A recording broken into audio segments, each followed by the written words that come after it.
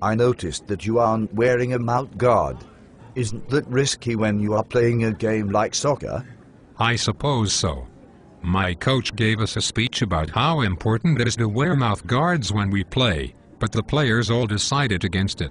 Wow, that speech did not work at all. What did the coach say? He said that using a mouth guard protects teeth from breaking, or even falling out, if we were to be hit hard in the face with the ball, or by another player. But you didn't believe that. No, I think he is right. Of course, if I wear a mouth guard, and I get hit, I'd be less likely to break or lose a tooth. So why didn't you start wearing a mouthguard when you play? Because I think my chances of getting hit by the ball in the face are pretty slim. I'm more likely to head the ball than to take it in the face. So the coach tried to convince you to wear a mouthguard by emphasizing that it reduces the risk of injury.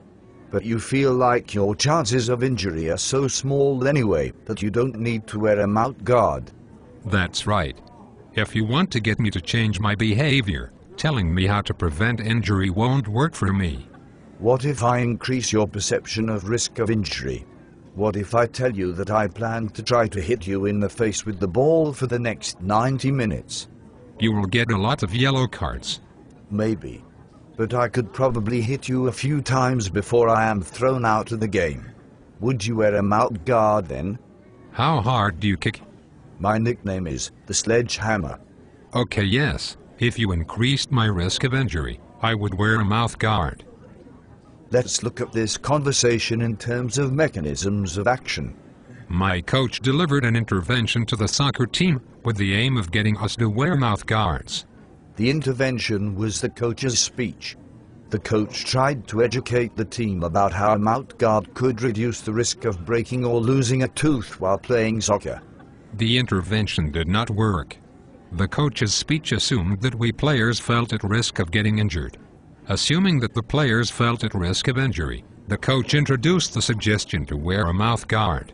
In my case, I did not feel at risk of getting injured, and so the coach's speech did not cause me to wear a mouth guard. If the coach's speech has increased your perception of injury risk, it might have worked better. When I threatened to try to injure you, I increased your perception of injury risk, and you decided to wear a mouth guard.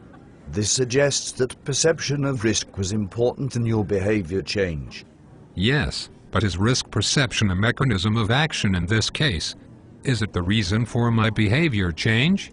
Well, let's think about that. The coach's speech didn't try to change your risk perception, so it isn't a good test of risk perception as a mechanism of action of the speech intervention. But the fact that the speech didn't work gives us a hint that something other than education about mouthguards might be important. Right.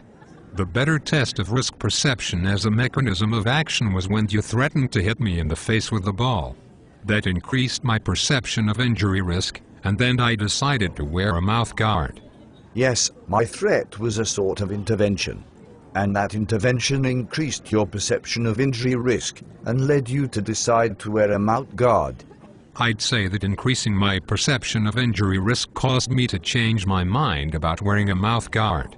Since it is the reason I changed my behavior, I'd say that risk perception is a mechanism of my behavior change in this case. I'm glad we settled that. Are you ready to play? First, let me get my mouth guard.